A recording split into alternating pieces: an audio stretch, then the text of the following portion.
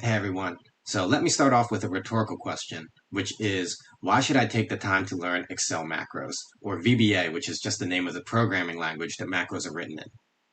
For a very quick background on myself, I've worked over 11 years making custom software tools for the place where I worked.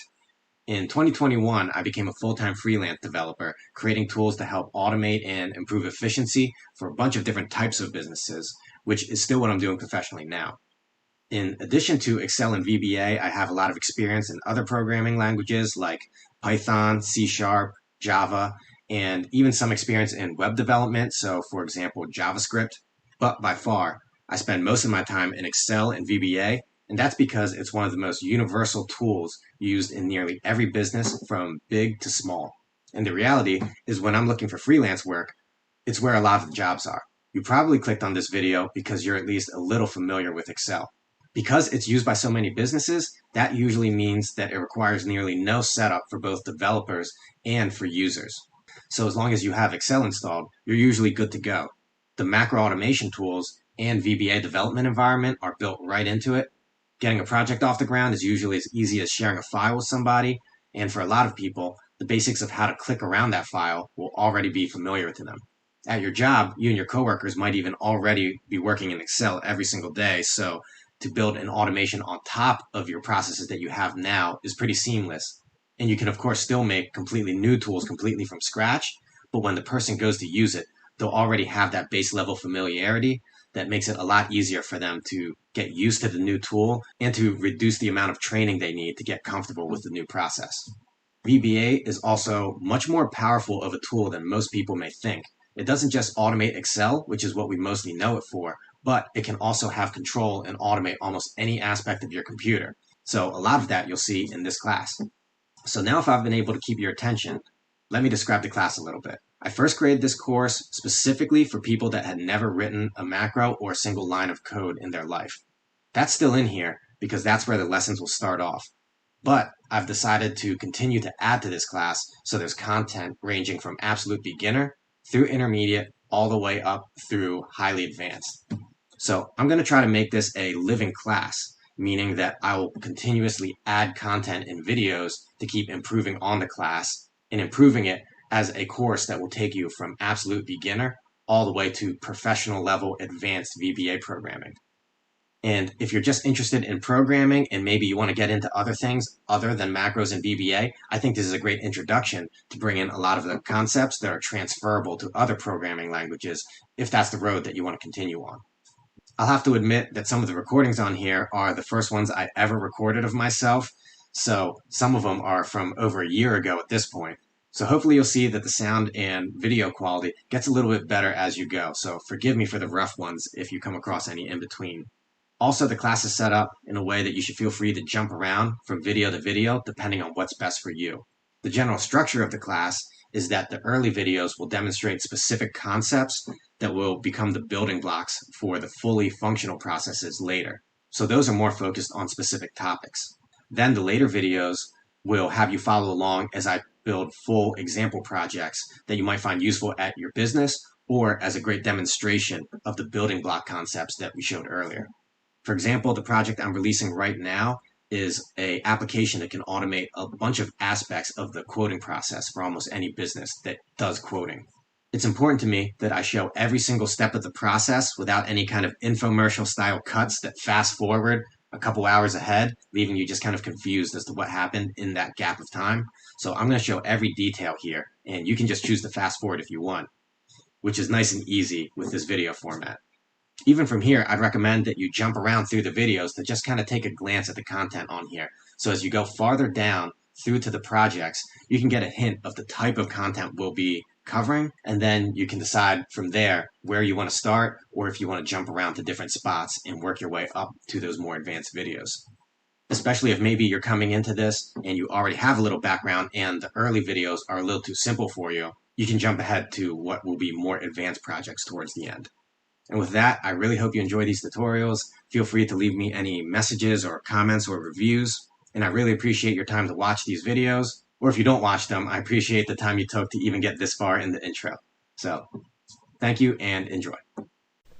As you start to follow along with this tutorial and pull up Excel on your own computer, you might notice that you don't have a developer tab here like I'm showing on my screen. That's because by default, the developer tab is hidden.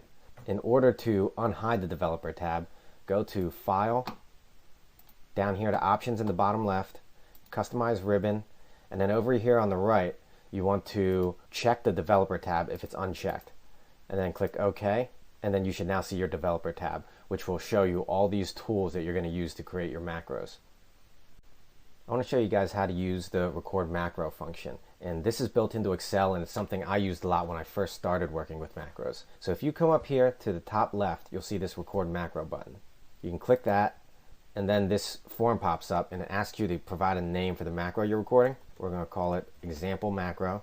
You can click OK, and you see that this button on the top left changed to stop recording, which implies that you're recording right now. And that's exactly what's going on. Whatever I do in my spreadsheet here is being recorded, including clicking these random cells. You'll see that that's actually being recorded and can be played back later. I'm going to create something really simple here. So let's say I just do something like highlight these cells, and I want to write a hi message. And then what I just did here was all recorded. So if I go back to my developer tab, it still has the stop recording button, which means that we're recording still. I can click stop. So if I come over here, I highlight these cells, I'm going to undo what I did here because we're going to play the recording back. If I go to my developer tab, I click macros, that shows me the list of macros I have available. And so example macro being the one we recorded, I'm going to click run. And there you go. You see that it just played back the actions that we recorded. So this is a really simple example of just how you can take a list of actions and play them back and perform them in the click of a button. And in this case, not actually a button, but I can show you how to do that too. So I can come up here to the insert list. Here I have a bunch of components for forms, and the one I'm going to use here is the button control. And I'll click that, and I can just drag and drop a button here. It's asking me which macro I want to run with this button I'm creating. I'll click example macro, click OK. I can change the text here. And then if I clear this again, click say hi, you can see it runs the macro. And I'll just do this again.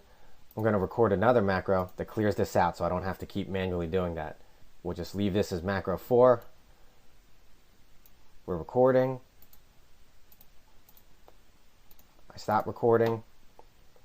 I'll go to insert, create another button, drag it, have it run macro 4.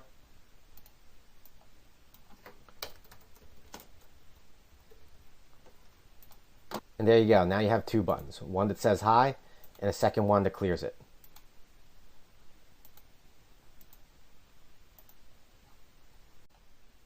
I made this basic macro here where you click the say hi button and it shades in all these cells so it gives you a hi message.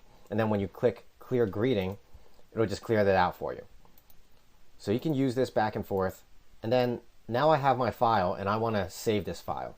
If I go up here to the top left and click the save button, I see this message here, and it basically tells me that I'm saving this file as an XLSX file type. And so that's the default for an Excel file. You can see that up here in the header. It's basically telling me that this is a macro-free workbook file type, which means that if you save it like this, the macro that I created isn't going to be saved. If I click yes here, next time I open up this file, the macro that I created is going to be gone. So I'm not going to do that. I'm going to come over here. I'm going to click no.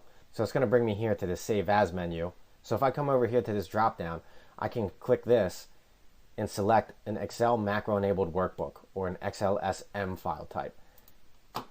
I'll click Save. I don't get that error message, and this is a file type that when I bring this file back up, our macros will still be in here. In the last video, we went over using the record macro function up here in the top left. You might be wondering, where'd the code go that we recorded? How can I make an edit to that if I wanted to? And so the way we can view that macro is you can go up here to macros. You can see example macro is what we recorded. If you click edit, that brings you to the code editor. So you can see what we recorded here. I clicked into the K4 cell. I changed the background color of that cell to black. I started copying and pasting that cell till I made this hi message over here.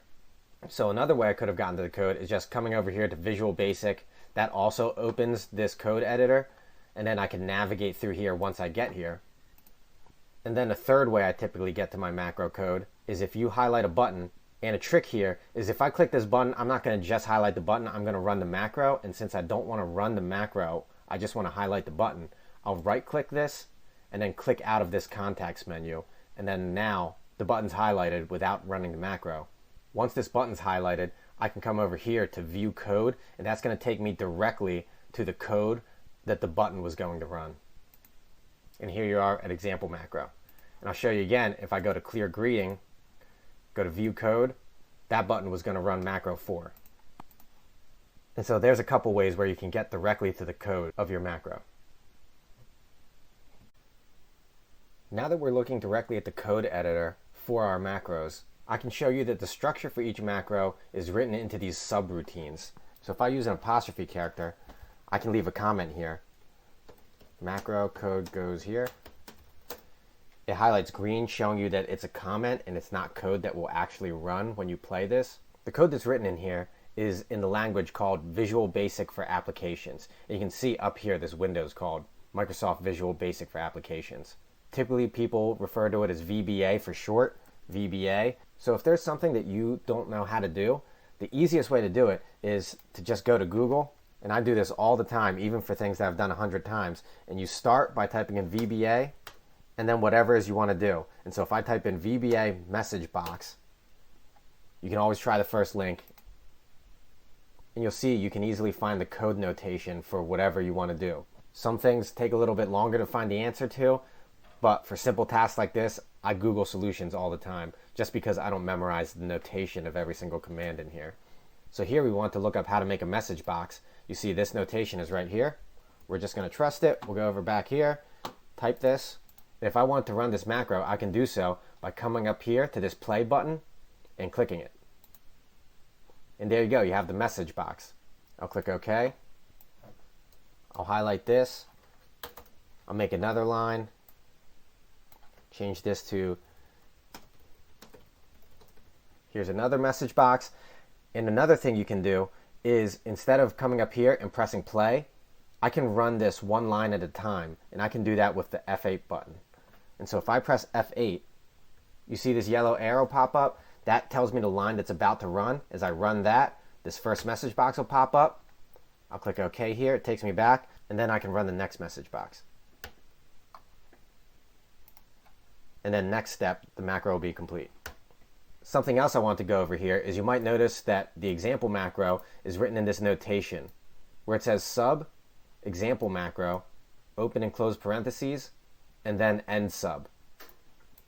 And that's the notation here because every macro is essentially a subroutine.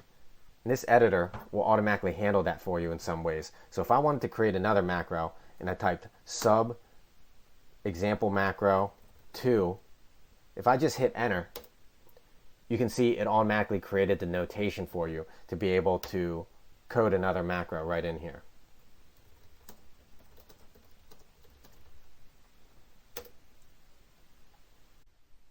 As we create macros, we're going to want it to interact with our spreadsheet.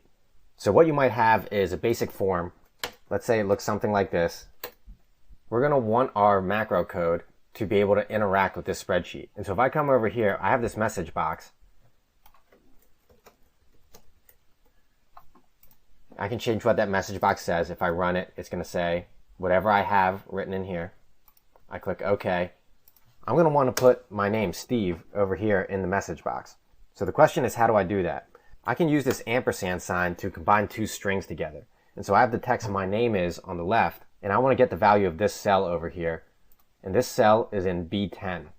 I can do that by using the range function. And the range object is basically a cell or a group of cells. And here in the parentheses is the name of the range. And you're going to see here, after I type the range, I can hit period. And then this shows me this menu of all the different properties that the range object has.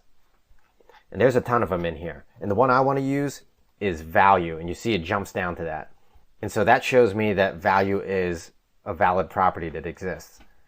If I tab out of that, here we've updated our message box so it'll take the value of the cell B10. And if I run this, There you go. It says my name is Steve. One other thing I should show you is when I click this play button, it's going to run the macro that my cursor is highlighted in. So if I click out of this subroutine and then click play, you can see it asks me which macro I want to run. Right now we only have one, but if it had a list of 100 macros, it can't figure out which one we wanted to run because our cursor was not sitting in a specific one.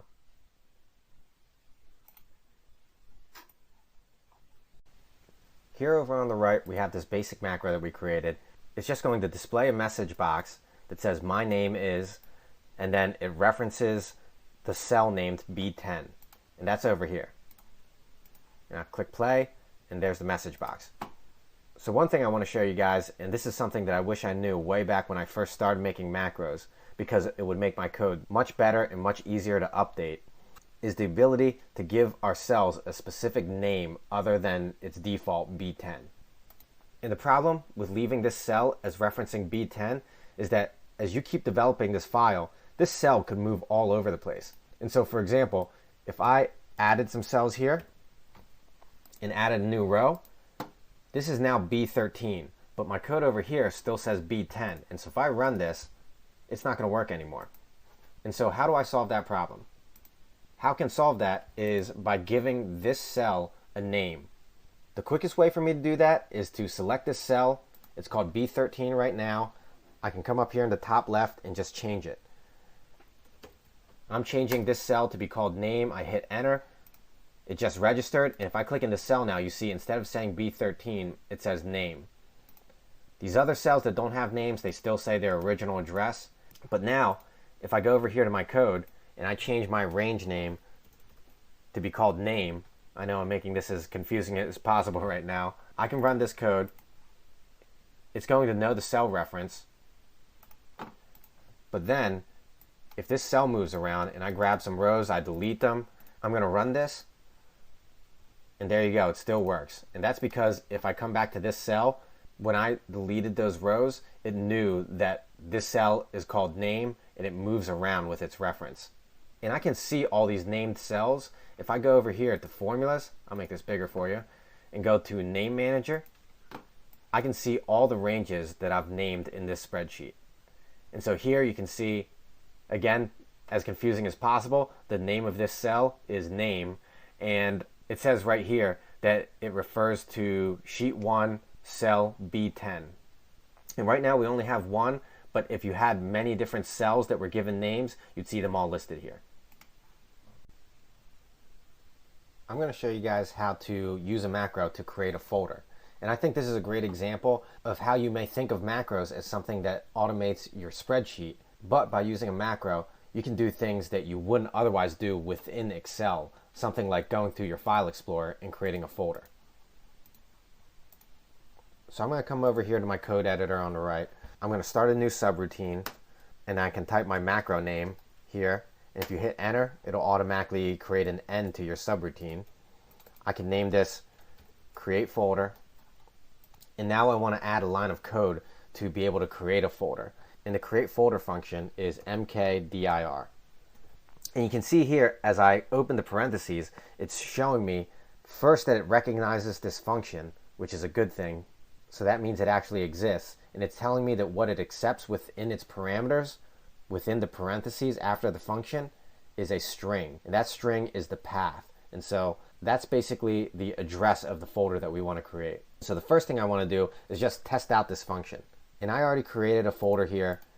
It's in the C drive. It's called C drive example, and that's where we want to create our folder. As I click back into the code editor here, it's just popping up this error telling me that this is not a valid line of code. Of course it isn't. It's because we left the window with the line of code half written. I'll click OK. I'll come back to it. It's a string, so we're going to put it in quotations. We're going to write C drive example. That's where we want our folder, and our new folder name we're going to call test. We'll close that quotation, close the parentheses, and we'll try this out. Hit play. And there you go. You see a new folder that was created called test. Next, we're going to combine a concept from our previous video where we can create a folder based on the content that's in our spreadsheet. So over here, back in our spreadsheet, I had already written this. I have this cell. It's called folder names. In here it says folder 1. I can name this cell folder 1. If I come over here to this string, I can use an ampersand to combine a string together, and I'm going to want to add range folder 1 dot value. And so now when I create a folder path, the path is going to be this all combined together. So C drive example, and then the value of range folder 1, which right now just says folder. And so if I go over here, I click into this macro, I run the code, I come back to my example folder, and there you go. We have another folder called folder 1. You see there's a space here, which is the content of this cell.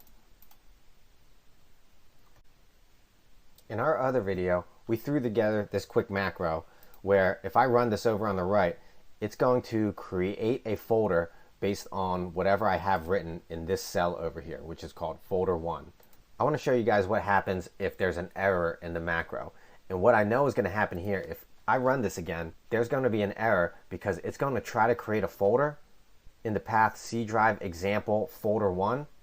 And because we ran this macro already, I know that there's already a folder there with that name. And so we're going to have a problem where it's not going to want to make another folder with the same name because it can't overwrite it. And so I'm going to run play. And you see this error message popped up. And it's telling you the error we have is path file access error, runtime error 75. I happen to know what this means, and we already knew this was going to happen. And the access error is because it's unable to create the folder due to one already existing. Now, if you guys didn't know what this meant, if it was a different error and you weren't sure what was going on, you could always take this runtime error code. I'll just grab this, I'll type it into Google, and I'll put the phrase VBA into the beginning of the statement, and you'll usually find some sort of discussion or results about what the cause of this error might be. And then next, if you come back to the error itself, you have two buttons here really that you're going to use.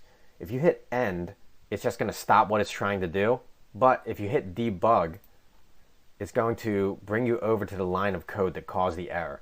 And this one's nice and easy because there's only one line of code. And so we obviously knew that this was the cause of the error. But if you had a macro with hundreds of lines of code, this would take you directly to the line that caused the error and highlight it yellow.